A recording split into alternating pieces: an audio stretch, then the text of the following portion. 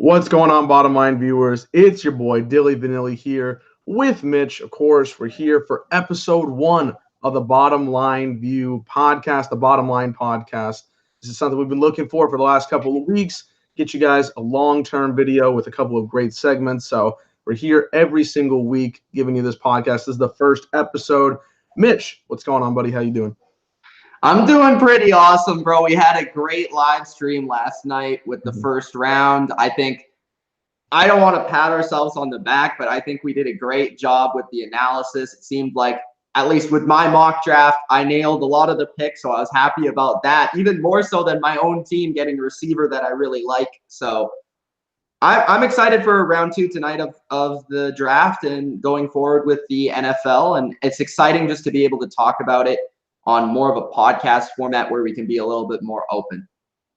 Yeah, it was a great stream. If you guys didn't check it out, go check it out. It was a 4-hour long video. So we were here, analyzing those 32 picks, live reactions to them. You can see, of course, some of our favorite picks in there, some of our non-favorite picks, which we'll be talking about both, but you can see those initial reactions there.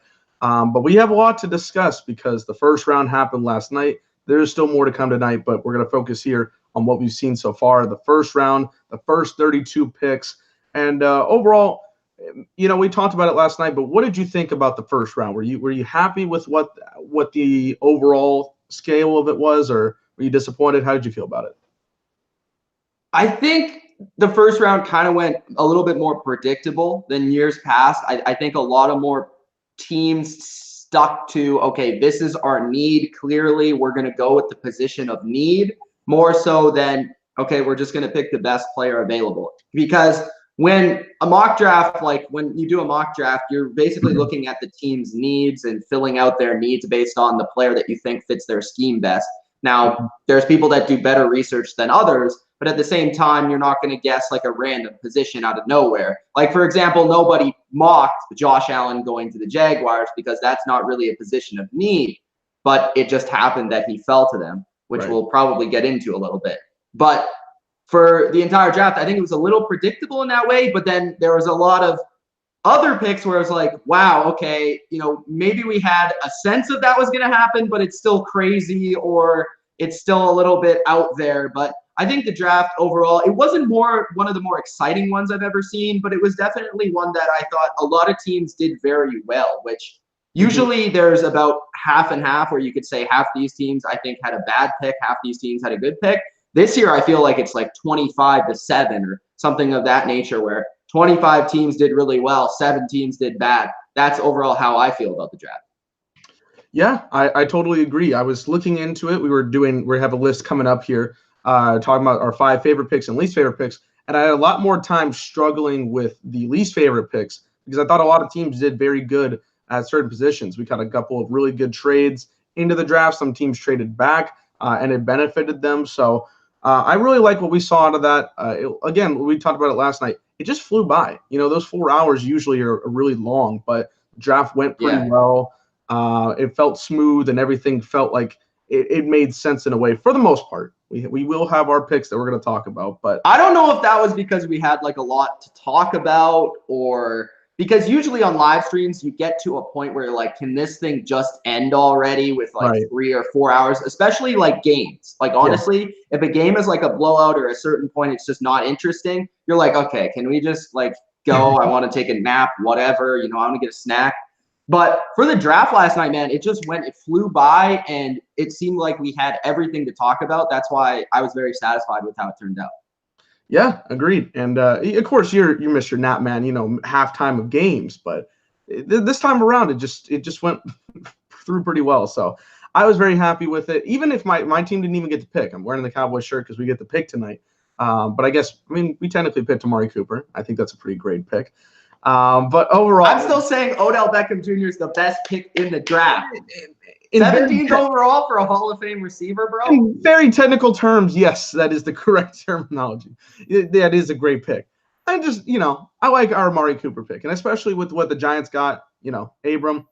I think it was a solid addition for us compared to what the Giants got or whatever Oakland got. So we have all 32 picks here. I want to do something I didn't tell you about, which is We're going to go through all 32 picks real quick, and I want you to give it a grade. Right now, I want you to give like just a grade by itself without saying anything? Without any analysis, I want you to give me an A to an F grade.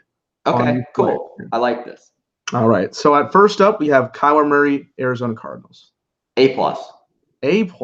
All right. I like it. Quarterback for the future gets set up. We're going to figure out where Josh Rosen goes here any minute now. So that breaks live. Here you go. We'll figure that out. Number 2, Nick Bosa to the 49ers. A. Okay. All right. Solid enough. Ohio State guy. Quinn Williams, New York Jets. I can already know this grade. A. Oh, wow. Not the A+. Wow. Even Kyler Murray's up there. All right. I can't say anything, so. Yeah, you're right. This is I'm just kind of giving the background for it. Yeah, give the background. Clennon Farrell, Clemson for the Oakland Raiders. D. Oh, D. By the way, this is what we thought was the 3rd best Clemson defensive lineman, and he went 4th in the draft. So there's a reason why. Devin White, Tampa Bay. B. All right, fair enough. Our boy Daniel Jones. F-. That's a very special grade. I think him and Blake Bortles have only fought for I didn't know if I could go below F, but F-. Yes, you are allowed to go. No more than F-, but F-. Okay, cool. No F-? Yeah. Not allowed. I don't know if it's F-. F-. I'll take care of it. It's F. If you're going Dave Meltzer style, it's F- and a half. And a half. Oh wow. That's a hell of a draft. Number 7, Josh Allen to the Jaguars. B+. All right. Number 8, TJ Hawkinson to the Lions. B+. That tight end skill. We'll see how Matthew I'm Stafford a big tight end guy. That's all. Yes, you are. I mean, your team did pretty well this last decade with one. I don't know. Yeah. I don't know if anybody Not knows bad. that about you, but Ed Oliver, Buffalo Bills. A+. Oh, there you go. Devin Bush, linebacker to Pittsburgh. Because of the trade, A-. All right, fair enough. Jonah Williams to the Cincinnati Bengals. B+.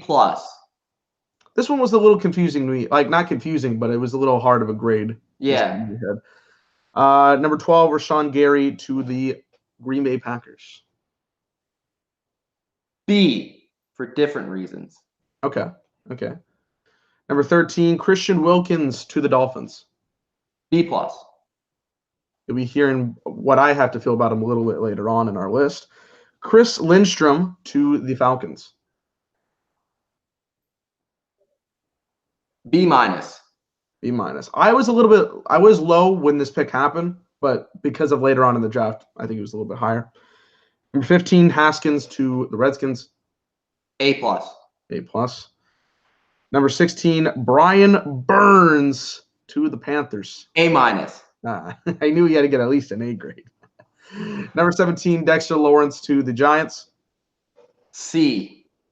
Wow, a C. Okay, all right. I'll explain later. Yeah. Oh, okay, so he's going to, okay.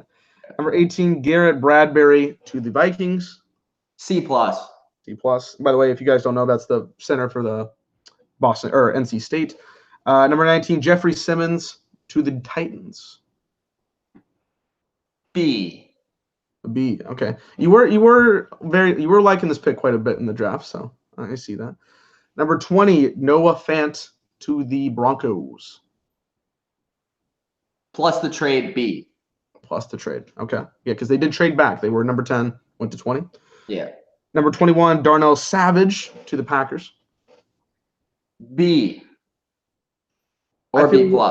I feel a little bit weird about Darnell Savage. Like I think he fits the system. I just don't know if 21 was the correct pick. But Number 22, we have Andre Dillard going to the Eagles. B+. Replacement for Jason Peters. I really like that pick. Titus Howard at 23 to the Texans. B-. B-. All right. 24, Josh Jacobs, the running back for the Raiders.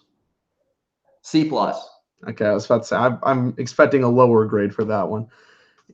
Running backs are not commodity for Mr. Mitch. 25, Marquise Hollywood Brown to the Ravens. B. B. All right. Number 26, edge Montez Sweat, excuse me, for the Redskins. A. Hey, there you go. I like that. Number 27, Jonathan Abram to the Raiders. B+. B+. Okay. All right. Number 28, Jerry Tillery to the Chargers. A-. I like that pick quite a bit. 29, LJ, I can never pronounce this guy's name. Collier. There you go. To the Seahawks. B. Oh, I might be a little bit lower on him. We'll talk about that in a minute. Number 30, DeAndre Baker to the Giants. C+. C+. Okay, not very high. 31, Caleb McGarry to the Falcons. A-. All right. I felt like those two evened it out with their Chris Lindstrom pick. And 32, of course, your pick, N'Keal Harry to the Patriots. A. An A. Oh, of course. You got to end it off with a nice A. So overall, based on your grades, I didn't see too many below, a C. Exactly. Yeah, I know. It was very tough for me because we're going to get into a top 5 losers, top 5 winners. And Dylan did a little bit different than me with just the communication was off in terms of our list. I did top 5 teams. He did top 5 picks. So it's a little bit different, but it's pretty similar. But, just looking at the grades, I mean, there were a lot more winners than losers. I think there were some picks where I questioned it a little bit. Maybe it didn't quite fit the need at the time that I thought they should go with. So this is more like grading to me is more personal preference. Like whatever the team may see it differently than I see it or you see it. Like that's just the way I saw it in terms of the picks. And I have the different reasons. I couldn't say anything. Right. Yeah. You'll see that more in terms of the draft grade videos we do. Yeah, absolutely. Those are coming up in the next couple of days. We'll hopefully get AC, as we brought up last night. So you'll have perspectives, and hopefully Kev too. We didn't get to see him last night. I thought maybe we were. But, a bunch of different grade evaluations from there. A lot of good things to take out of it. And overall, pretty solid stuff. I would agree with most of those ratings. Again, I put in my chime on a couple because we're going to get into that. And let's go ahead and get into those lists. So, all right, let's do it. We did this a little bit differently, and that's fine. So you did your top 5 teams and top 5 least favorite teams, correct? Yeah. Okay. So we'll go with your list. That's probably why it was harder for me to figure out the losers. Yeah, because some teams only picked once, and it was like not as big of an impact. Yeah. Or some teams did 3 times. They picked 3 times or twice, and I like some of them, and I don't like some of them. So it's like, right. Yeah. So that list is going to be a little bit different. My list I picked, so we're going to have 2 different segments. That's fine. So my list was top 5 favorite players from this draft and top 5 least favorite players. And I kind of did it in the way of how did it fit the team, the scheme for the certain team? Did it work well? Was it just too high, too much of a price to get this player in the case of the bad teams? Or was it really worth it? Was it a steal? So those are going to be 2 different things. We'll go ahead and get into your list here first. Let's start off with the worst. Number 5. Who do you have as the 5th worst team coming from the draft in round 1? Well, I have 4 on my list. So by basing it off like adding another team or adding a pick, so I'll probably go your style here because I couldn't find 5 teams that I necessarily hated. Mm-hmm. But if I have to go with the 5th team that I didn't necessarily agree with the pick at the time, I would have to probably go with Bradbury to the Vikings. Okay. And I know this is kind of weird to say because I do agree that they should have picked an offensive lineman. But at that time on the board, I personally feel like they should have probably went with a tackle just because it's more of an impact position. Bradbury's a good player, don't get me wrong, and he's the best center in this draft, definitely. But at number 18, like looking at the board, there's still Dillard there that the Eagles, they had to trade up to get. There is still Howard, who goes 1 pick after. There is McGarry, who goes in the 1st round. There's still Juwan Taylor, who apparently has a knee issue that is going to be interesting to see in the 2nd round. But in my opinion, the Vikings needed to protect their quarterback in more of a pass protection role, and the tackle to me is still the most important position on the offensive line, and that's a position that I still think they very much need. On the other hand, they have a center in Pat Elflein, who I said yesterday I still feel is a good player and he can play center. The reason why I didn't necessarily completely hate the pick was because Bradbury now can come in and play center, and they can move Elflein to guard. So they have two starters. But if they would have picked a tackle, they would have had a tackle starter and a center starter regardless. So to me, I would have just preferred to go tackle over the center, but it's really nitpicking more than anything at number 5. Yeah, I know. I agree. He's going to be on my list. Just as a little bit of a spoiler, I was not a big fan of the pick here, but like you said, at least there is some movability. You can work with that pick, and it looks like obviously the Vikings needed some offensive line help. So any way they can do it, if they're able to move it around, it works for them. So that is your number 5. Let's get into our real teams here because you had the one pick for the Vikings. Who do you have at number 4? Yeah. At number 4, I have the Seattle Seahawks. Okay. Now, it's not because I don't like their pick in the first round. I actually really like LJ Collier. I think he's a very solid player who's going to be a really good pro, and I think he can play multiple roles in their defense, whether that's inside or outside. But when it comes to what they did, basically they had 2 first-round picks. They had at 21 and they had at 29, and they traded with Kansas City for Frank Clark. So they lost Frank Clark. That's the first thing. That's the first reason why they're a loser. The second reason they're a loser is because they traded out of the first round to gain more picks, and they really didn't get enough, in my opinion. Yep. Like they only got a couple fourths, I believe. Correct me if I'm wrong, but they didn't get a ton there to really trade out of the first round. So I would have preferred them just to stick at their picks and pick at their picks and pick players that can impact their team now, then trade into the second round or trade in the second round, get some fourths. And I don't really love that move. I understand they wanted more picks, but I would have preferred just taking the elite talent in the first round. Yeah, they were coming into the draft with the least amount of picks in the draft, 4, and they had one set up in the first round. They decided to get more. I believe they have 9 total in the draft after their trades.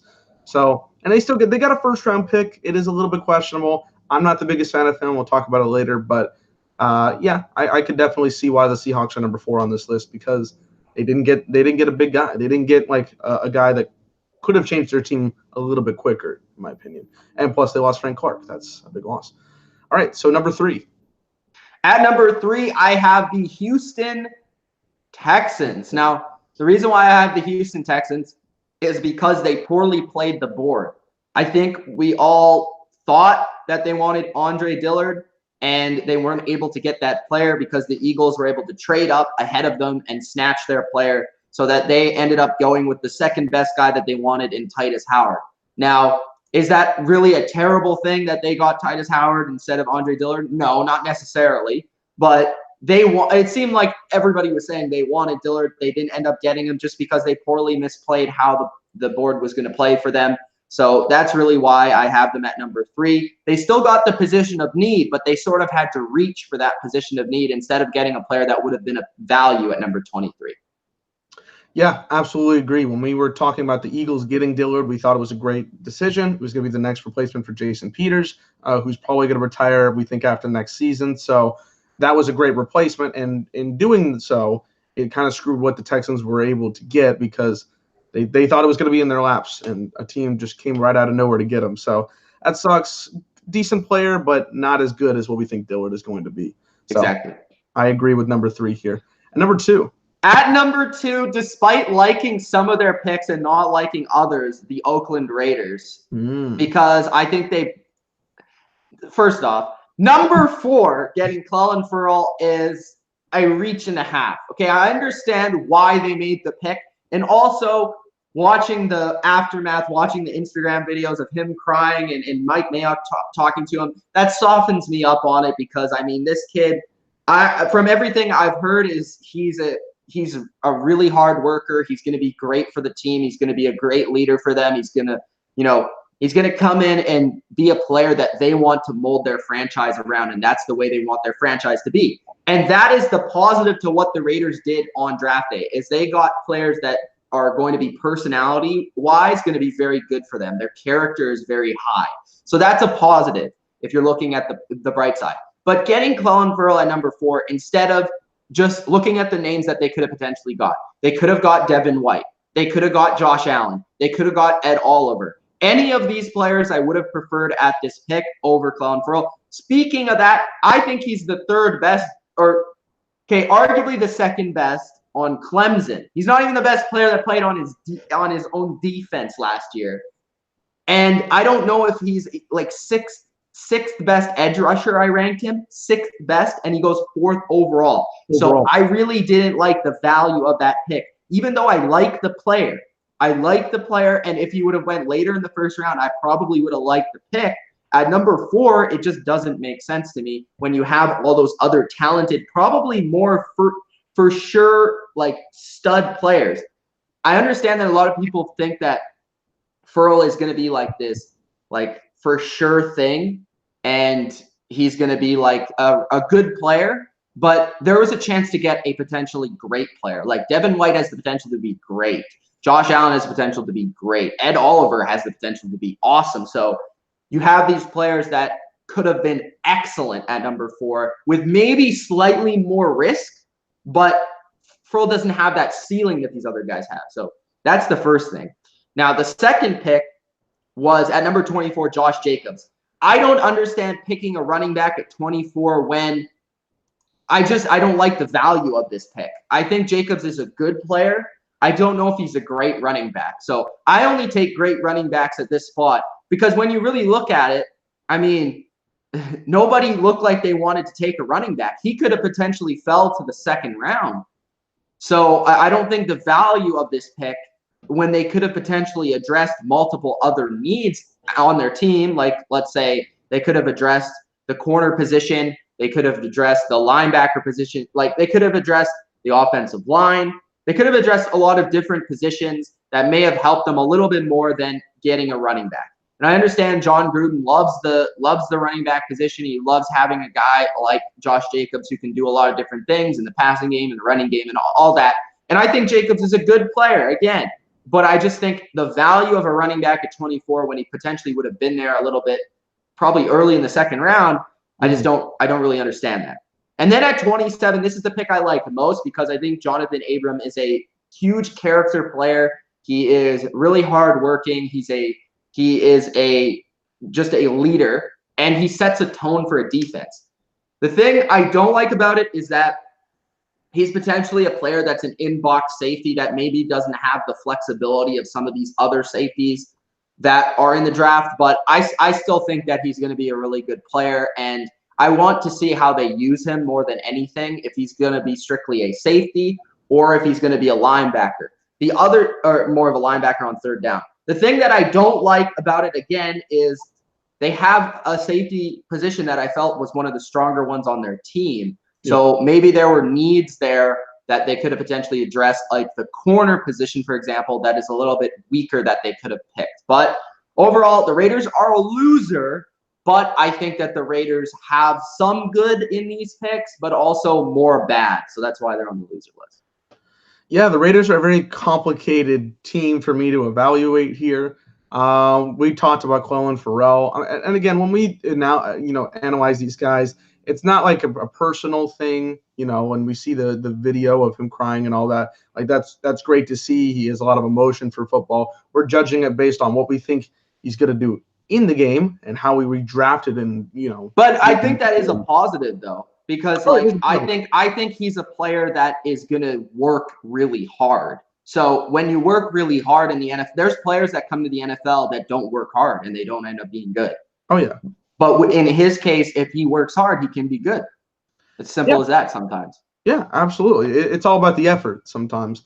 That being said, when we thought about it at 4, it was quite the stretch. We said it could be the second, even third best defensive lineman on his own team. And he's getting here at number 4, a little bit questionable. But obviously the Raiders thought they were going to get their guy because they were talking about shaking up the draft, and that was one way to do it.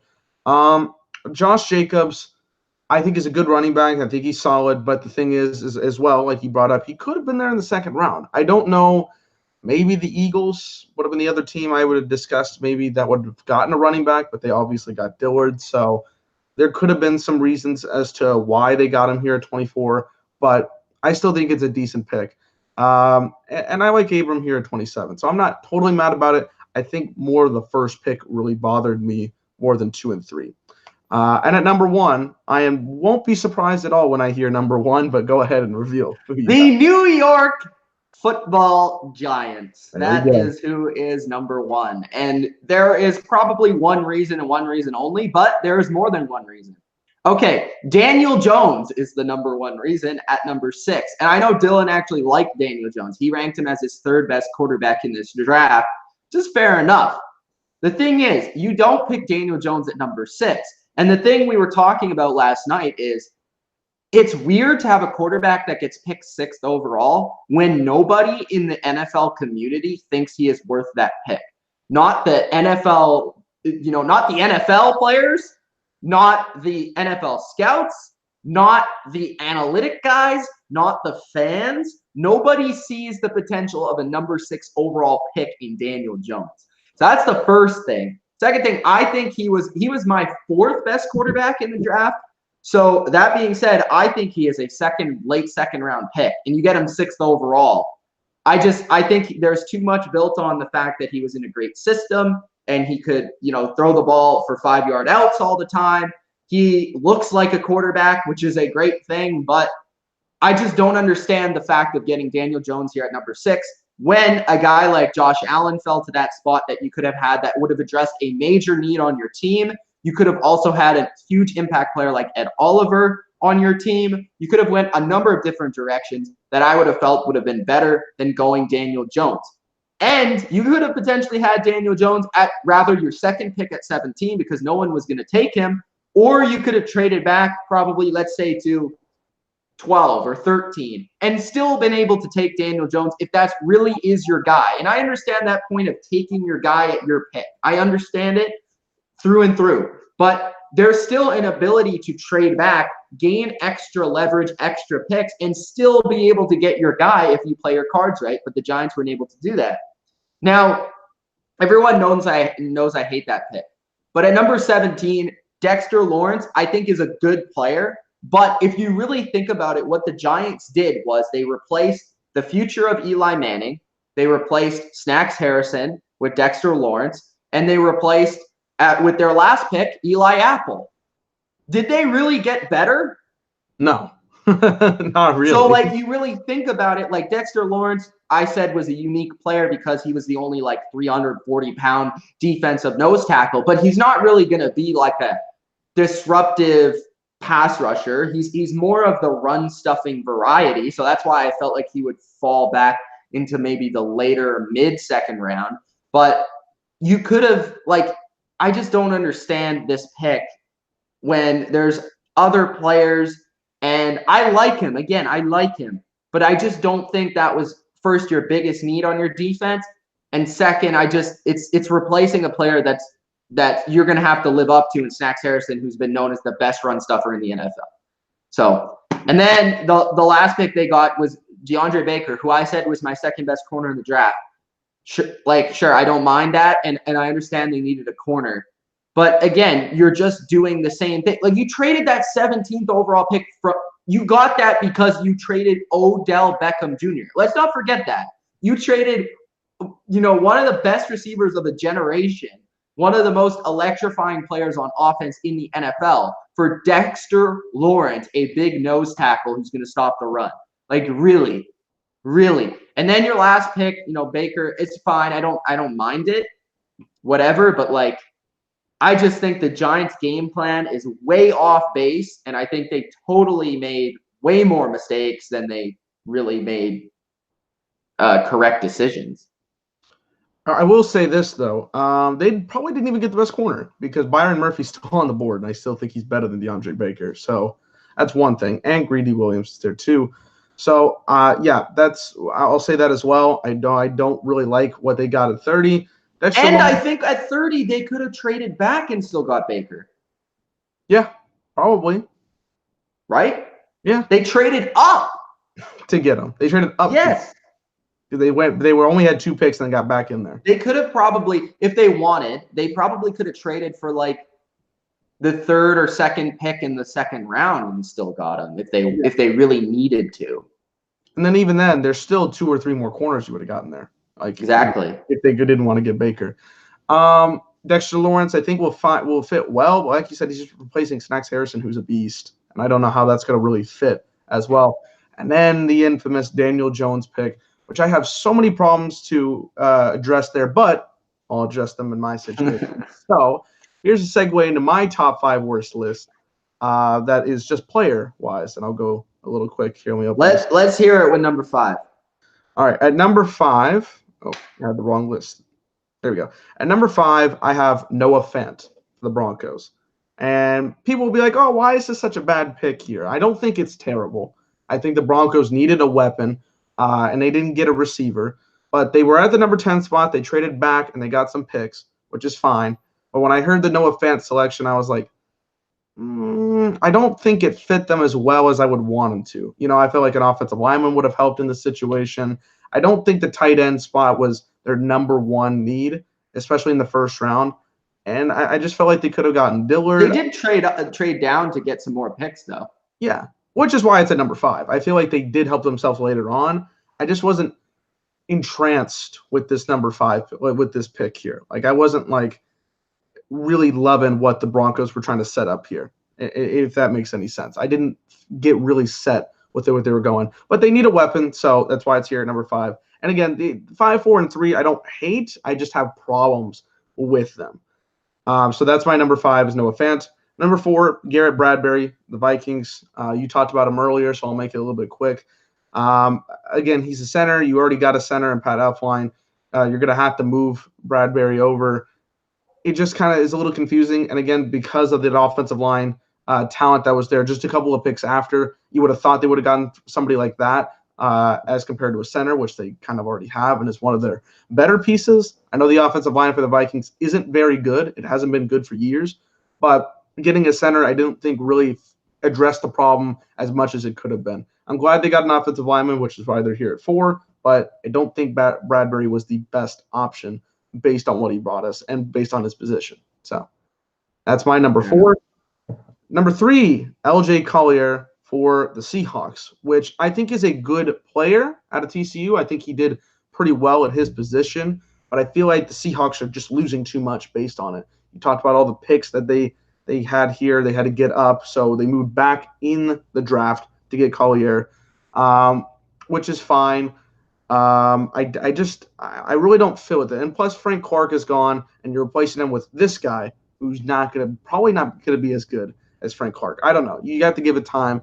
But based on what I saw here, I just don't feel so sold on Collier just yet. So Seahawks here at number 3, not mad about it, but still not very happy. I would put them as the worst compared to these other 2, because these other 2 picks at number 2 and number 1, I didn't mess with at all. Like these other 3, I'm like, I see where the team's coming from, but I didn't like these picks.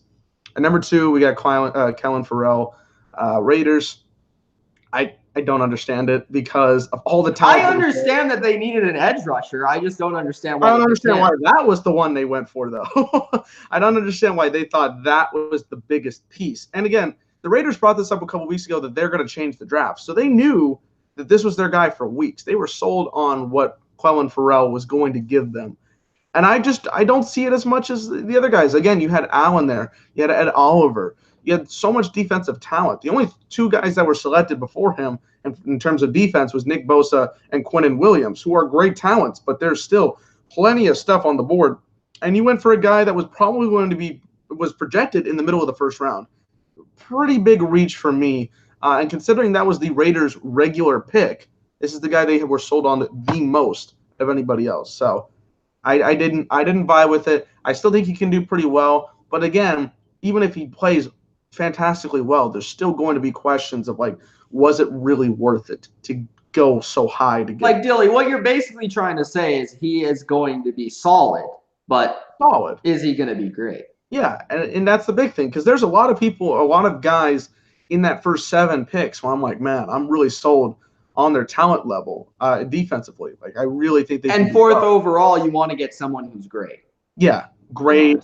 Borderline Hall of Fame, even. That's like a Pro Bowler. You want to get a Pro Bowler. There you go. You want a Pro Bowler. Is Kellen Farrell going to be a Pro Bowler? I'm not sold on it. And I would rather be sold at number 4 if he's going to be a Pro Bowler than not sold. So that's why he's at number 2. But, of course, we know what number 1 is. I mean, could it be any easier? Daniel Jones, you saw the reaction on my Twitter. If you haven't, you can check it out. Just a little clip for you guys. We were laughing. We are honestly dead out laughing. That was a pretty good clip. It was a great clip of us just like dumbfounded at what the Giants were doing. Now, I think Dave Gettleman, I don't know what he's on, but he's on something good because he believes in this like crazy. He was love at first sight after 3 series at the Senior Bowl. He didn't even know what division Dwayne Haskins played for. Yeah, that was funny. He plays for the Big 12? No, he doesn't play for the Big 12. Does it still exist? Yes, it still exists. How do you not know football? By the way, this is also weird. They have drafted the last 3 Senior Bowl MVPs, all quarterbacks, which is very strange to me. I don't know how that's even possible. It was Davis Webb. Yes, the Giants. Davis Webb, Kyle LaLuda. They put a lot of stock in it, obviously. Well, the last 2 aren't anything. Davis Webb is already gone. Davis Webb, the Dragon, or what was it? Was it the Dragon? The guy that really loved Eli. I'm just gonna go with that. I don't know if his nickname. He had a binder of Eli. It was a great story, though. I gotta say that was one of the best stories I heard. Kyle LaLuda the year before, which they didn't even want to start him when Eli was struggling, and then now Daniel Jones. Again, you could have had Josh Allen or Ed Oliver, and then go get Daniel Jones at 17. Let's look at the teams that were in between, right? Because some people will be like, oh, somebody would have gotten Daniel Jones. Let's look at these teams. The Jaguars, no, because they have Nick Foles. The Lions, no, because they got Matthew Stafford. The Bills, no, because they got Josh Allen, the quarterback. Steelers, no, because they just signed Big Ben to a big contract. I know it's only 2 years, but they're going to wait for a different team. Bengals, no, because even though they are looking for a quarterback, they didn't get Haskins, so it's not like it was that. Yeah, they could have drafted. And I don't think they wanted Daniel Jones. Yeah, they didn't want to get him. I don't think anyone else was on. No, but this is even take away the teams that didn't need him. Nobody was going to pick him anyways. Nobody want. How many teams actually believe Daniel Jones was like a first-round pick? Like a top-tier first-round pick? Oh, honestly only the Giants. I think it was only the Giants and maybe the Redskins. Maybe. Well, they got Haskins. I know, but I'm just saying. I know they were in the need. They were in the need for a quarterback, but like, I don't know. That's 2 teams. 2. So you're either getting one or the other. But they hated Haskins, obviously. And Haskins' reaction to that was hilarious. Hilarious. He's just like, like you got the phone and everything. He said it before too. He's like, Daniel Jones. You see that? Oh, I didn't hear him. No, I didn't see. Oh my God, he was like looking at his phone, and he had one earphone off, whatever, and he's like laughing, and then he's like, as the guy says Daniel Jones, he's like, and he rolls his eyes, and then he laughs. That's fantastic. I love it. Even though he might be a Redskin, I enjoy that quite a bit. So, yeah. So my basis on this opinion at number 1 is that you could have gotten him. No other team was scouting him. Hell, he could have fallen in the second round. I'm going to be perfectly honest. It was a very decent chance he could have fallen in the second round. And was really anybody scouting Daniel Jones, but yet you couldn't go get Josh Allen or Ed Oliver, a game changer. I know Mike says you get your quarterback, you get the guy you love, but he would have been there. I almost guarantee it. So yeah, that's why I have such a big problem. All right, now let's get a little more positive. Let's get back to the good things, the good stuff about the NFL draft. So we're going to go with your 5 favorite teams, and then I'll go with my favorite picks. And then you guys don't want to miss it. We're going to have our game right after this segment. So, and I feel like we already sort of did your rant. Yeah, it was basically, there you go. That's my rant of the week. It was I think we got that out of the way. All right, so winners time. Winners time. Number 5. At number 5, I have the Green Bay Packers because I like both of their picks, and not necessarily what I thought they would do, but I think they really added to their strength. And that was a common theme that we discussed throughout the draft, was adding to the strength of their team. And when looking at the Green Bay Packers and their defense, they added both the Smith brothers on the outside, on the edge, and they have Clark. They have also Daniels inside.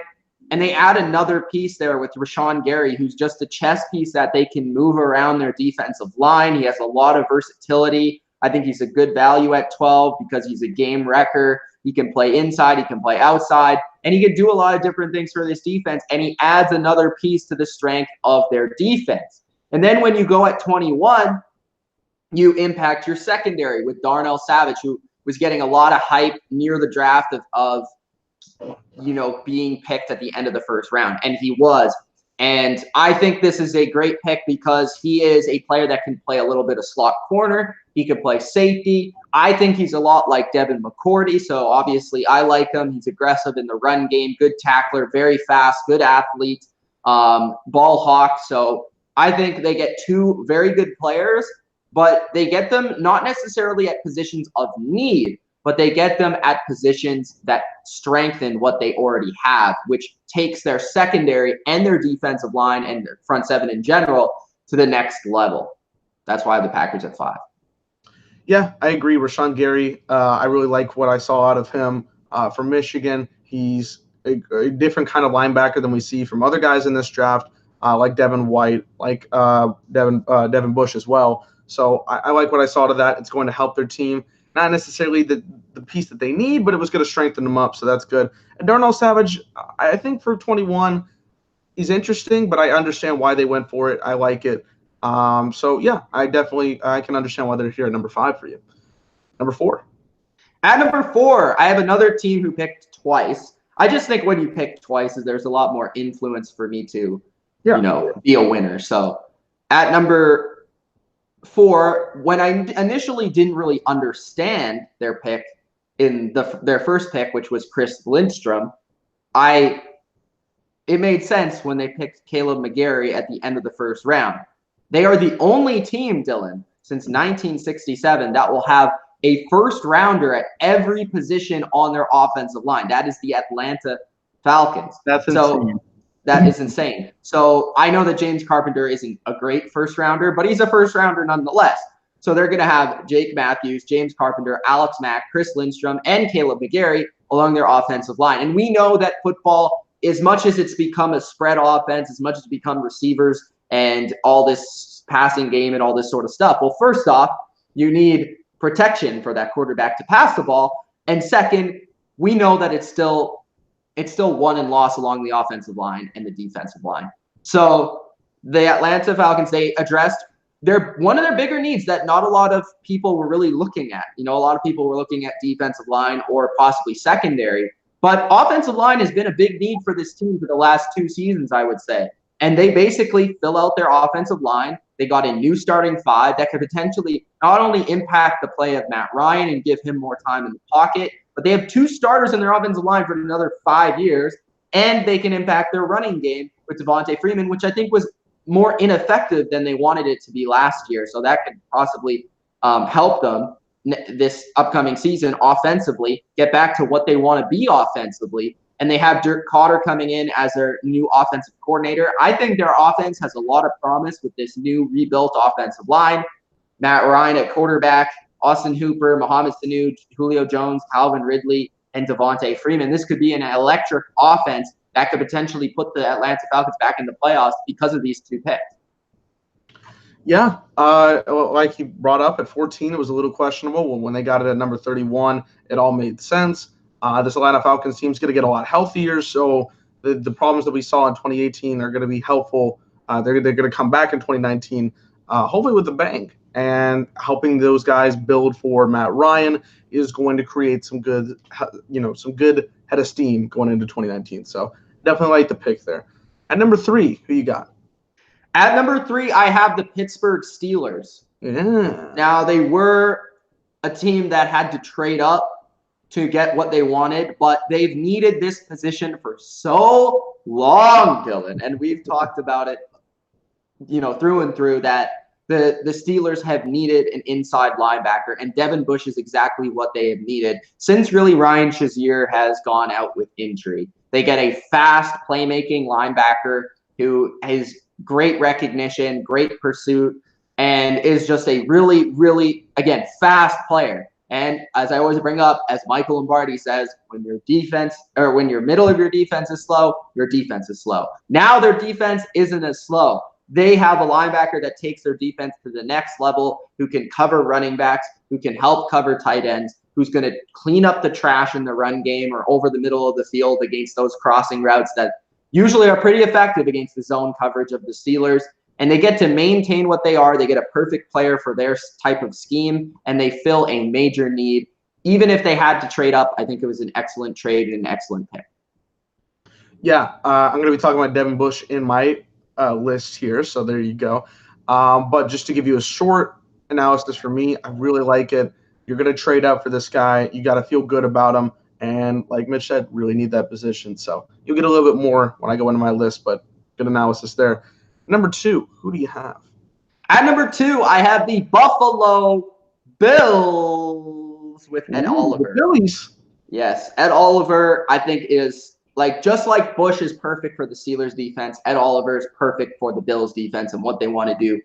And they needed a defensive tackle. They needed an interior pass rusher. They needed a pass rusher in general.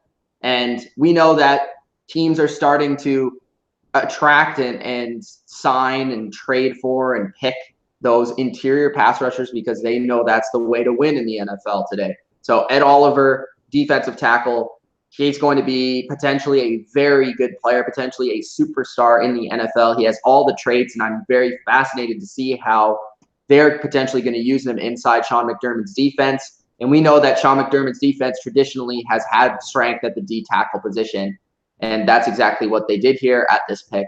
And I love this pick. And the value was there. They didn't have to trade for it. He fell right to them. Yeah, and I mean, the number 9 pick, I feel like that is just the perfect position for the Bills to get. This is a big dude. I mean, this is somebody that's going to really beef up that defensive line. He just missed out on my top 5 picks because I go for a little bit of value. But in terms of a player prospect, I mean, you can't go wrong here. Got to like what the Bills did. And considering it was their only pick of the first round, I think they hit the nail right on the head. So good stuff there. And I did feel like it was value considering Furrow went 4th overall. Yeah, which is more of our issues with the Raiders. They could have gotten either. So, yeah, I do like that pick. And I also think, I don't know how you feel. You probably feel differently. But I think he's a better player than – I think he could potentially be better than Josh Allen. I think he could be better than Hawkinson. I think he could be better than Daniel Jones. I think he could be better than Devin White. The only players that I think are probably going to be better than him are Williams and Bosa. You know how I feel about Allen, which I'll talk about in a little bit. But otherwise, yeah, I mean, I think he'll definitely be better than I think he'll be better than Hawkinson. He'll definitely be better than Jones. Devin White, I think, is interesting, but I think he will be better. He has that ceiling where he could be the absolute best player in this draft. Yeah. Oh, yeah. It kind of just depends on how we see it going forward. But I do really like the prospect of Ed Oliver. Number 1, who is the top team for the first round of this draft? The Washington Redskins. Ooh. You got to know it's the Washington Redskins. Yeah. If you say anything but the Washington Redskins, I got to judge your analysis on the draft. Okay, so 15th overall, they don't trade up, which we made a big point during our live stream. Every team except Baker Mayfield has to trade up to get their quarterback. The Redskins still got their quarterback, the future of their franchise, a guy I think is going to be a franchise quarterback at number 15 without having to trade up. They didn't have to trade up 1 pick. They just sat there and got Haskins. And then what do? They trade up and they get one of the easily top 5 edge players in this class in Montez Sweat, which I think was an excellent trade when they didn't really have to do much here. They didn't really have to trade, a lot for the Colts pick.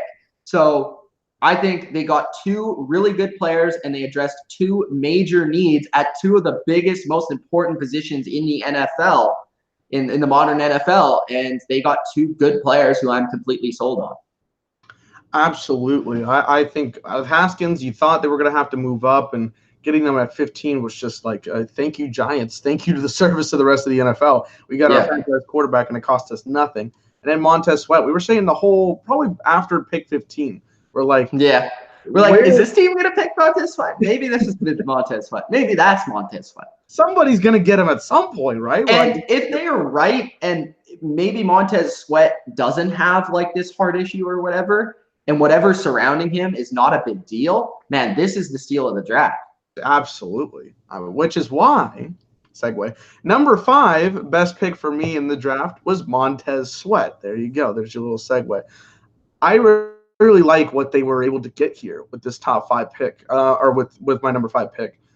27. I mean, when I made this list, I tried to go based off of value and how good I think the team was going to do with their selection and how they fit with that team.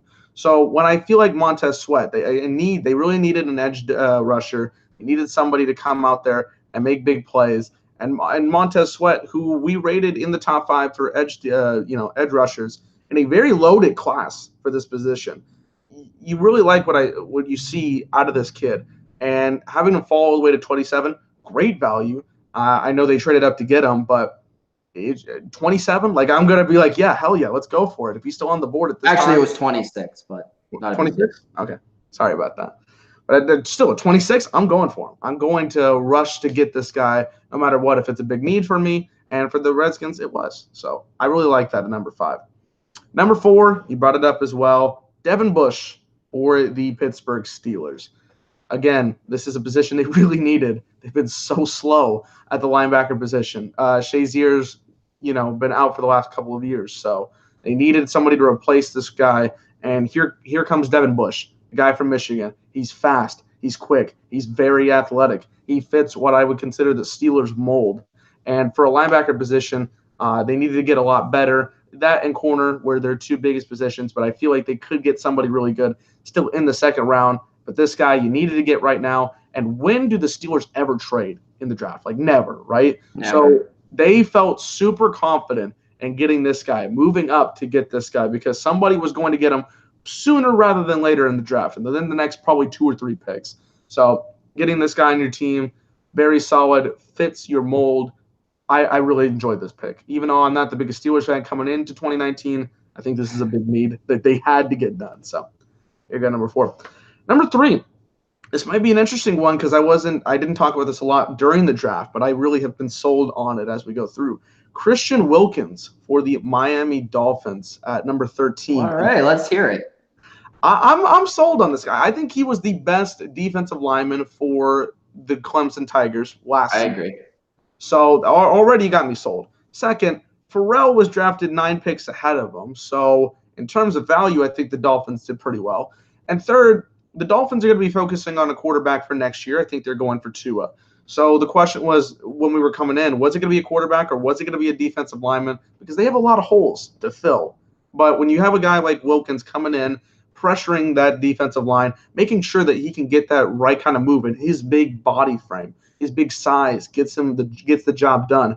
I think it really does help the Dolphins in quite a big way. I don't know what he's going to do his rookie year, but based on the overall prospect that I think about him, I'm excited because Miami doesn't have the whole lot of guys that I'm like looking forward to watching every single week. But I think this guy is going to be one of those guys that as the season goes on and as his career goes on, he's going to be one of those guys. So that's why I got him here at number 3. I know it's a little different one compared to what some other guys have here, but I just like that the Dolphins went for it. They got Christian Wilkins. It's a solid pick. At number 2, I got Josh Allen of the Jaguars. Now, if you know me, for some reason, I thought this was going to be number 1 for you. No, we'll talk about it. I didn't have him on my list, if you noticed. I know. That's why I was. My thing about this is that first of all, I did say in yesterday's video, if there was one person to be in the Hall of Fame from this draft, it'd be him. Maybe it was a little overreaction. Maybe it's my number 1 guy, but I'm going to put this in here for a reason.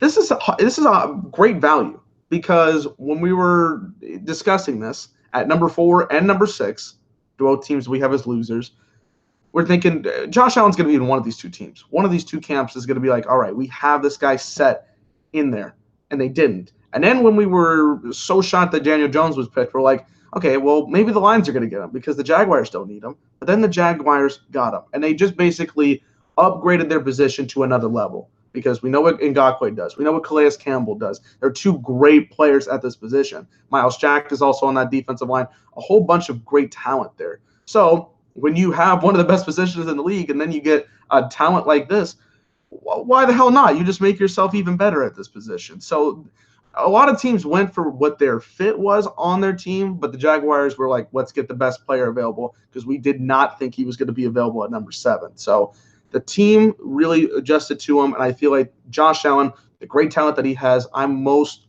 sold on him more than almost anybody else in this draft. I feel like he's going to be very, very good. So that's why I have him here at number 2. But number 1 is Quinn Williams from the New York Jets. This guy was number 2 on my draft board. In terms, I didn't want to see. It's hard for me to justify. No Haskins. No Haskins. He's definitely worth the pick. Still probably 6 or 7 on this list if you want to give me, if it was a top 10 list.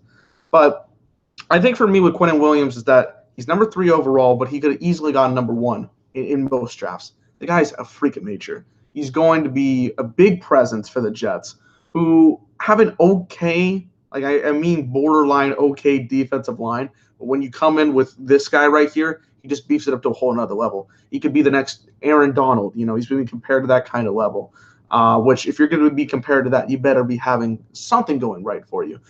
The Jets secondary is shaping up to be really, really awesome in 2019. 2018, they were still pretty good, so it's an even bigger year. So when you have your front 7, which we've seen in the NFL over the course of the last couple of seasons, where teams have really benefited from having that great front 7 more than anything else, the Jets are really getting a superstar talent that could make it into the Hall of Fame. I feel like he has the talent to do so, and the Jets, they need to cheer on for something. So I feel like they're going to get this guy, and they should cherish it because he is a really, really solid talent. So I have him here at number 1.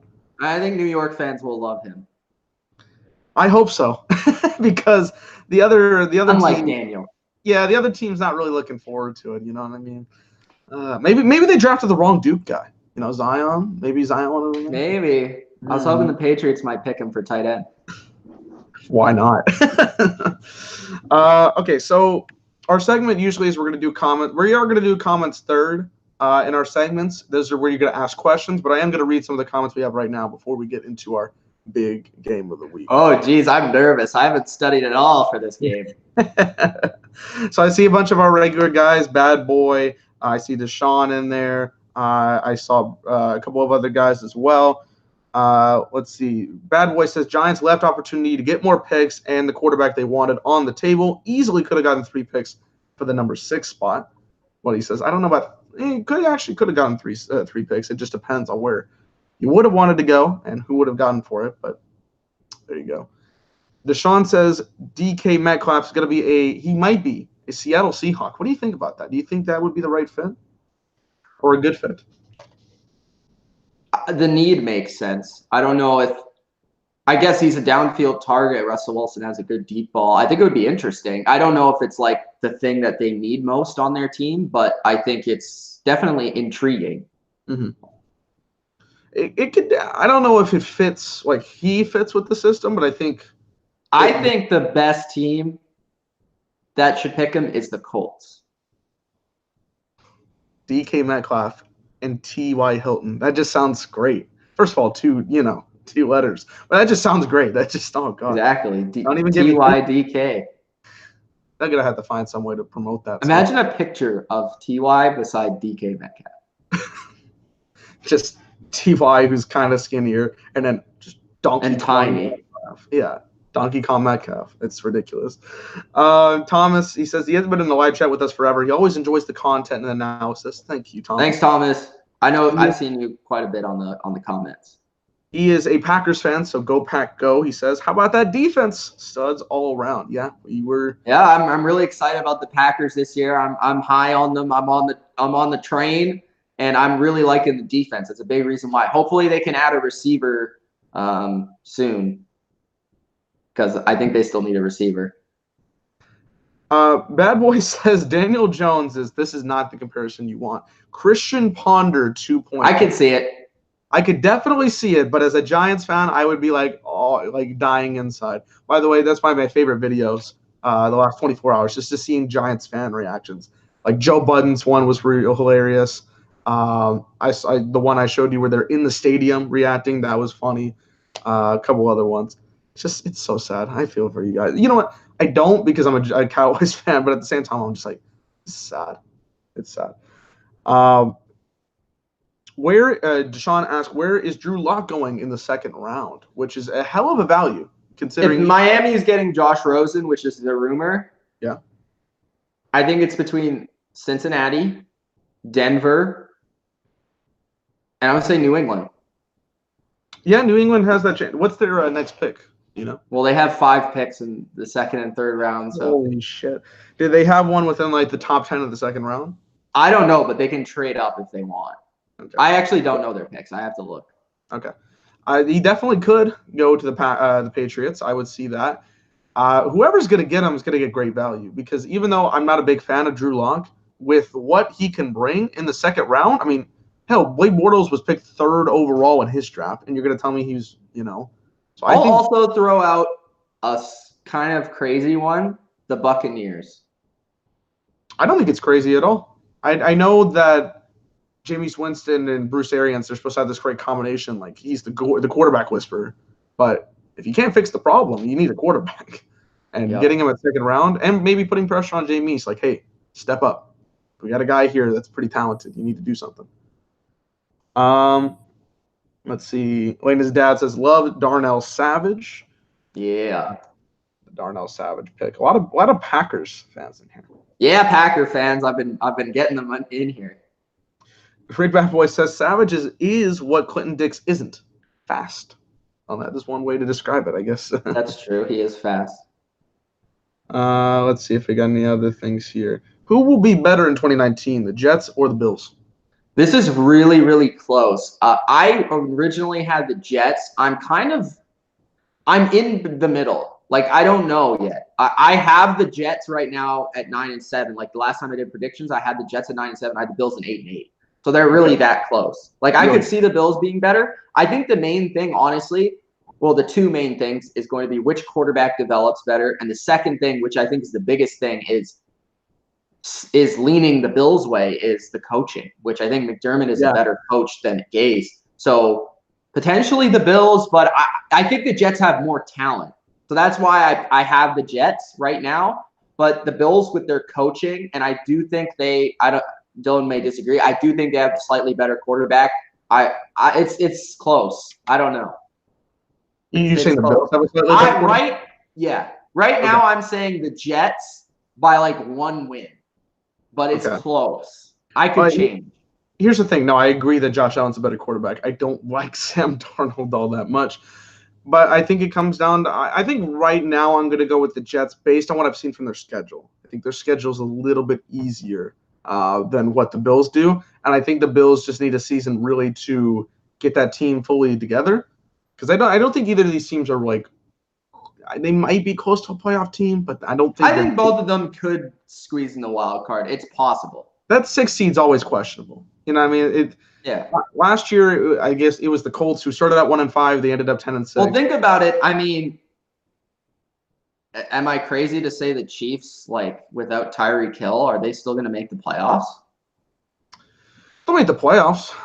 I just don't know. Think so? For sure? I think they will. Without question. I don't know. 95% sure. I'm not sold. Chargers, like, they'll make it, I think. They'll make it. Broncos and Raiders aren't making it. No. AFC North, I think the Browns and the Steelers will make it. Yeah. I think the Bills and Jets are on level field with the Ravens, if not better. So you're thinking they're close. They're like an 8-9. And then the AFC South, like, I think they're right there with the Titans. Yeah. Like, the Colts, I think, will make it. And the Texans, I think, might take a step back, but they're in the conversation. Like, I think the Bills, Titans, Texans, Jets, those teams are in the conversation. Okay. All right. It's fair. I kind of want in terms of like prospect, I just kind of want to see a little bit more out of that. Like, I can see it. I just want to get the field, get these players on the field and see what we have here. So that is it for our questions for now. If you guys, after this game that we have here, we'll have a little time to do comments and then we'll be out for podcast 1. But here is finally the debut of the first game of the season. Oh, geez, I'm nervous. The first episode. So here is how this is going to work. This is an over-under game. So I'm going to throw out a stat here. Here's 10 questions. Do you have a piece of paper? Yes, I do. All right, you have a pen and paper. So it's 10 questions, and what's going to happen is he's going to answer a question based on a stat from the 2018 NFL season. So as I gave an example last night, Patrick Mahomes, 45 touchdowns. Did he throw over or under? The answer is 50, so he threw for over. If you got that answer correct, that's 1 of 1. I'm going to read them all out at once, so 1 through 10. You won't be like question 1, did you get it right or wrong? You'll have to wait till okay. Questions. Oh, jeez. Are you smarter than a 5th grader, Mitch? Let's do this. Basically. And for you guys, for the comment section, this is going to be a good thing as well. I'm going to throw out the first question. It's going to be for both you, Mitch, and the commentators out there. So if whoever sees the first person is correct has the chance to win some money. You just gotta follow me on Twitter and DM me so we can get that through. But I'm pretty sure most of you guys know that. So yeah, whoever gets that first question right will have the chance to win. If Mitch gets between 7 and 9 correct, you win $20. And if you get all 10 correct, Mitch, you're gonna win this. Not a chance. Not a chance. But if you get them right, you're gonna get them $50. So it is a little bit of money, and I'm going to throw out some prizes throughout the podcast show. I have one in plan. How are you divided? Like, who is going to get? Whoever gets the question right in the comments first. And then if they don't ever DM me or whatever, I'll get the second person, so on and so forth. Yeah. So, are you ready for your 10 questions? Yeah. All right, here we go. Aaron Rodgers, 4,500 passing yards in 2018. Over or under? Do I say it? No. You just write it down. Okay. And then let me know when you're I'm done. Okay. Number 2, the Buffalo Bills, 15 passing touchdowns in 2018. Under or over? Oh, that's tough. Mm-hmm.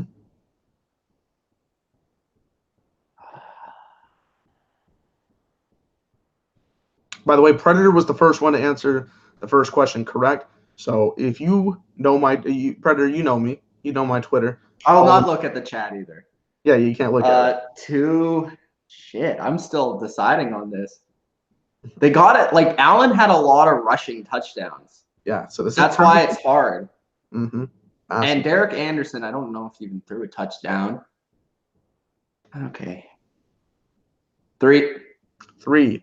Leighton Vander Esch, 135 tackles in 2018. Oh, fuck. This is tackles. Jesus. Tackles. Over or under 135 tackles?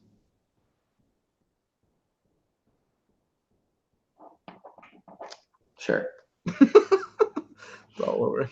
4. Patrick Mahomes, 250 rushing yards. Over or under? 250 rushing yards. He ran a bit. I don't know if it was over 250 yards, though. Maybe. That's hard, man. These questions are hard. Yeah, okay. I couldn't come easy. I couldn't just be here ready. You know what I mean? Now, this one, this is based on if you can, I don't know. Minnesota Vikings for question number 5. 52 team sacks. Over or under? Offensive or defense? Defense. 52 team sacks. Over or under? Do you know where they ranked? Am I allowed to ask this question? Where they ranked in sacks? You are, but I don't know the answer. Okay. 52 is a lot. Decent. It's over 3 a game. Maybe it's a hint. Maybe it's not. Question 6. Saquon Barkley. Did he have 94 receptions in 2018? So under or over?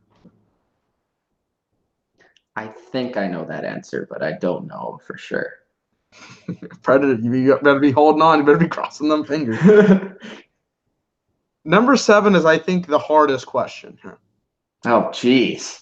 Number of teams with 6 or more home wins in 2018. 10. Can I look at the teams?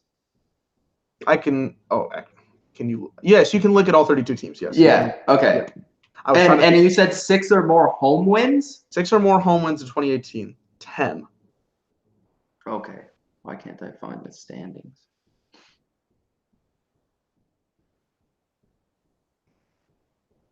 I know one for sure. I think I know two for sure.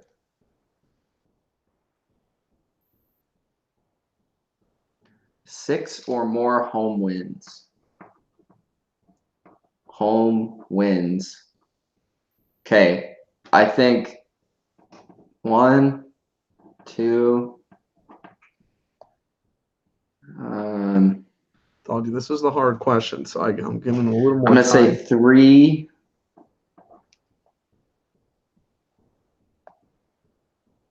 Okay, 4,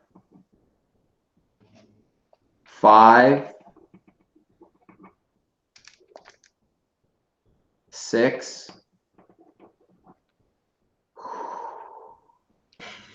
Possibly 7.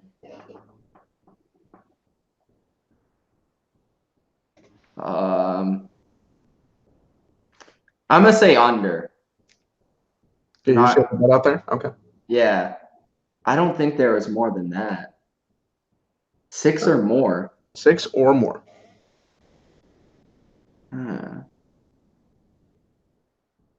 Tell me when you're ready for the next question. Okay. Yeah. All right. Question 8. Adrian Peterson, 1,025 rushing yards. Over or under? Jeez, I don't know.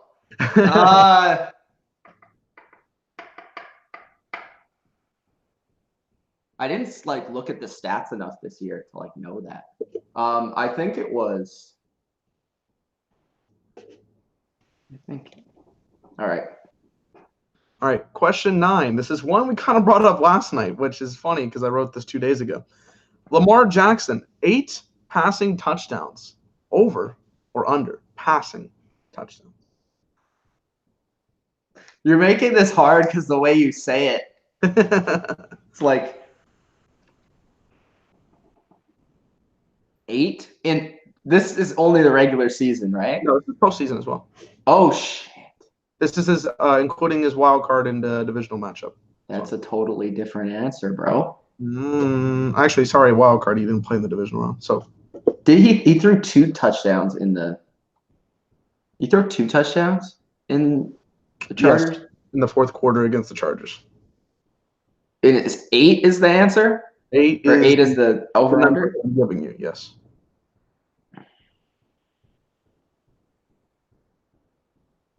All right. That's hard, man. Okay, number 10. I'm probably going to get these all wrong. Number 10. This is for your team, buddy. Patriots scoring differential in 2020. So is it over or under 105? Meaning you scored 105 more points than the other teams in 2018. That's what that means to everybody else. Yeah, I know that. I just wanted to clarify for everybody that didn't know. 105. They were. Okay, let me think. So they got blown out a couple times. They also blew out a couple teams. This is a hard question. It's an interesting question. I'll tell you that much. All right. Give me the answers. All right. Number 1, Aaron Rodgers, 4,500 passing yards. Did you answer over or under? Under. Correct. He had 4,442 passing yards in 2018. So 1 for 1. Good start. I don't know how I'm not going to do well on this. I already know. Number 2, Buffalo Bills, 15 passing touchdowns. Over or under? I said under. And you are correct. They threw for a baffling 13 touchdowns in 2018. Because I figured Allen didn't throw for that many. And he left for 7 or something. And Anderson, I don't think threw any, and I don't think Peterman threw any either. Or he might have thrown 1. I think Anderson threw 0 and Peterman threw 1. Okay, yeah. Allen's was mostly rushing. So yeah. 13, very pathetic. Not even 1 a passing game. Number 3, Leighton Vander Esch, 135 tackles. What was your answer? I said over. I have no idea. You are 3 for 3. You're helping out Predator. 140 tackles in 2018, which is tackles is a hard stat because I don't know what's average or what's I don't know what's the average to get. Well, he had a lot of tackles. I know that. He was the second most, I believe, behind Leonard this year. So it was quite a bit. Number 4, Patrick Mahomes, 250 rushing yards. Over or under? I said over, but this could be under. Well, you are correct. 4 for 4. Oh my God. 272 rushing yards for Mahomes. So you only need to get 3 more right to get Predator at least a little bit of money. But we're still on the big money. All Number 5, Minnesota Vikings, 52 sacks, over or under? I said under. You're 5 for 5, buddy. Oh my God. 50 sacks on the year, just a little bit 52 seemed like a bit much. Yeah, just a little bit. Number 6, 94 receptions for Saquon Barkley, over or under? I said over. We're 6 for 6, 91 receptions on the. Maybe I gotta make these harder. Damn. All right, so that was 91 receptions. We got 4 more to go here to get Predator that money. Number 7, number of home teams with 6+ home wins in 2018, 10. How much did you put over? Or I said under. I don't know if that's right. And you are. Wait, hold on. I think I put this wrong. 10 is under. Yeah. Wait, correct? Well, there's 12. No, there's 12 teams. Yeah, so you are correct. I think I did this one incorrect. Wait. I'm confused now. There's 12 teams that got it 6+ home wins. So that means I'm wrong, isn't it? Yes, you are incorrect. Yeah, because you read it under. Yeah, because it's over. Well, holy crap. It is over. Yeah, there's 12 teams. I'll give you the names, by the way, of these teams that had 6. Let me see if I got most of them right, because I had like 8 that I wrote down, but then I just quit after that. All right. Patriots. Correct. Cowboys. Correct. Seahawks. Yes, they had 6. Bears. They had 7, yes. Chiefs. Yes, 7-1. Saints. Saints were 6-2, yes. I said Rams. Rams were 7-1, yes. Who else? Okay, so you said That's 7. I quit after that. Okay, so you said the 2 NFC West. Can I guess like a couple more? Yes. One of my guesses, this is kind of outside the box. Titans. Don't know if that's right. Titans is correct. They were 6-2. Okay. Titans. Eagles? Eagles is incorrect. They were 5-3. Okay. I'll give you the rest here that I can remember. So you had New England correct. Texans. The Texans are also 1. Yes. Colts. Colts are also 1. Yes. So that was basically most of them. The other one that I can remember that you don't have is the Dolphins were 6-2 at home in 2018. They were 1-7 on the road. That's why their record is so shit. Holy crap! Really? Yeah, they were terrible on the road. You named every other one afterwards. Okay. Yeah, I should have just kept going. I might have got it. Number 7. So you were there. That was number 7. So you are 6 for 7 on that. Oh, okay. Never mind. Number 8, Adrian Peterson, 1,025 rushing yards. Over. I said under. Well, you are now 6 for 8. It was over. 1,042 rushing yards for Mr. Adrian Peterson. That's a lot, man. Yeah, quite a bit for the old man. So you got to get one more out of these 2. This is hard, man. Flip it a little bit. Lamar Jackson, number 9, 8 passing touchdowns. I said under. And you're correct. He had 6 passing touchdowns. 6. I thought it was somewhere around there. That is so depressing in every way. And number 10, the scoring differential for the Patriots, 105. I said under. You said under 105. Yeah. Well, it is over. 111 was the number. So, Predator, we got the money right there. 7 for 10. He got right there. That's not bad. That's not bad. I mean, you were off to a very hot start. So, considering all the questions that you might have had there, I got to give you stats are typically like remembering stats, like especially this year, is not typically like a good thing for me. So, yeah. Well, and it's also like these were pretty specific stats. You know what I mean? They weren't just like who threw the most touchdowns. Oh yeah, I know that. So they basically like number 1, Rodgers. That was probably the easiest stat. That was the easiest question for sure. Yeah. So I was like, all right, we'll start this in. So Predator, if you know my Twitter, you know my DM at the Dilly Vanilli. If you want your $20, you can get there. I do have more plans special later on when we have our special guest. That'll be our big episode. I just want to pump that out there, but don't have anything set. All right, so our last segment here. If you guys want to put something in the comments, ask us a couple of questions. Be here for a little bit, a couple minutes. to answer some of those questions. And then we'll end the podcast off there for today because we have more second round action for the NFL draft, which I'm excited for as a Cowboys fan because it's the first time I'm actually picking. I'm very excited. Plus, I got Endgame tonight, baby. Yeah, the Endgame stuff. There you go. I'm way behind in terms of all that, so I'm just really like praying for no spoilers or anything like that. But you're going to see it tonight, or did you? Yeah, I'm seeing it tonight. Cool. That'd be dope. I also, guys, let us know in the comments section, like, what do you want to see from this podcast going forward? Yeah, absolutely. If you guys have any ideas, if you have any other games, I think next week I want to do one of those quizzes that you had. Maybe that'll open it up there for you. I'm pretty good at those. Yeah, maybe you can help somebody win something. You never know. Maybe.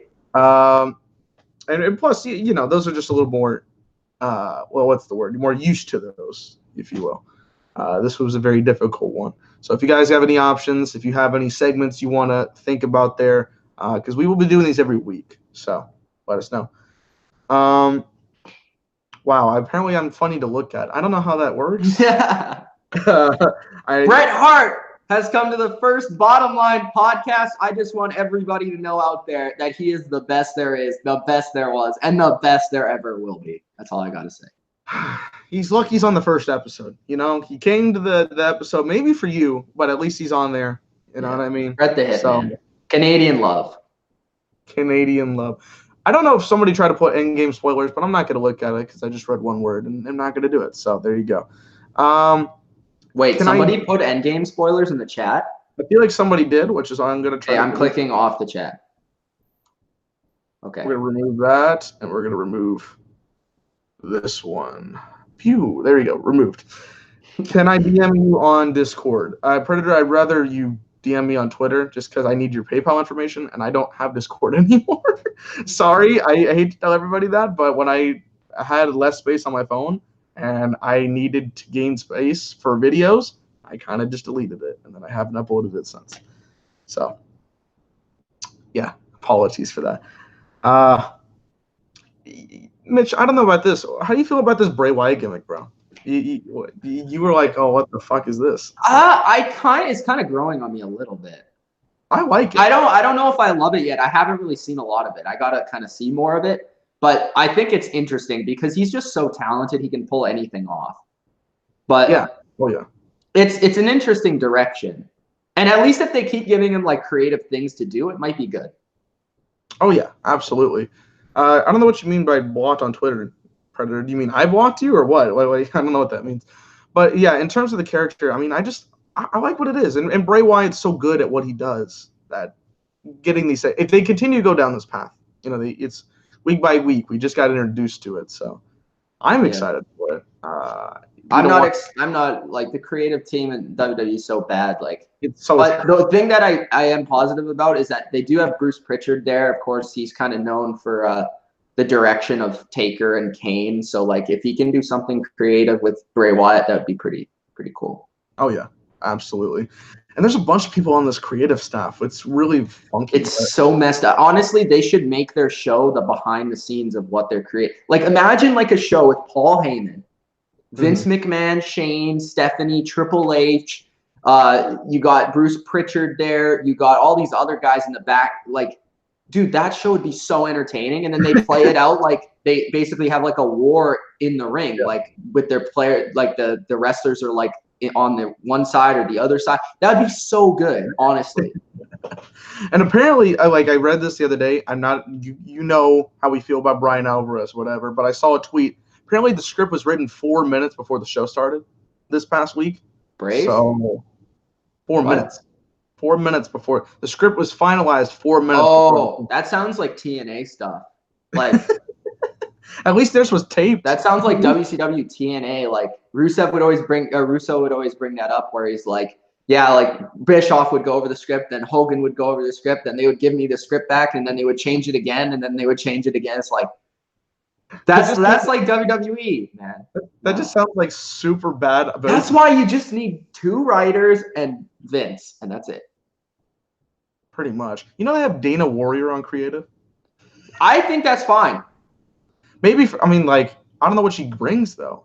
Again, I don't know these situations, so I don't know what. Well, at least it's a new voice. And, I mean, her husband was like one of the most creative wrestlers ever. So maybe she knows something.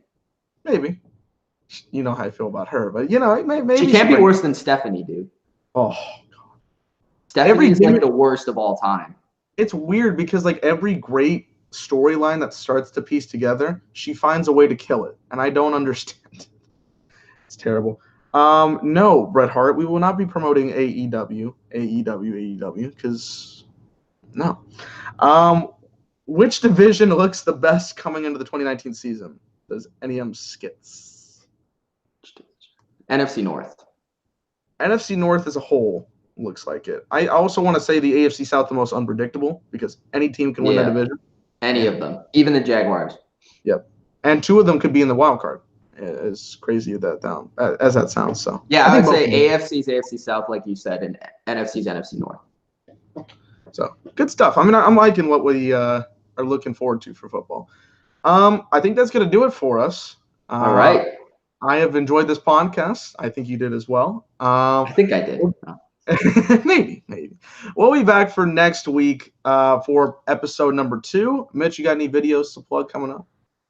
Not really. I think we're just kind of waiting for the draft to get done. And then when the draft's done, we'll go from there with the draft grades that are going to come up this weekend.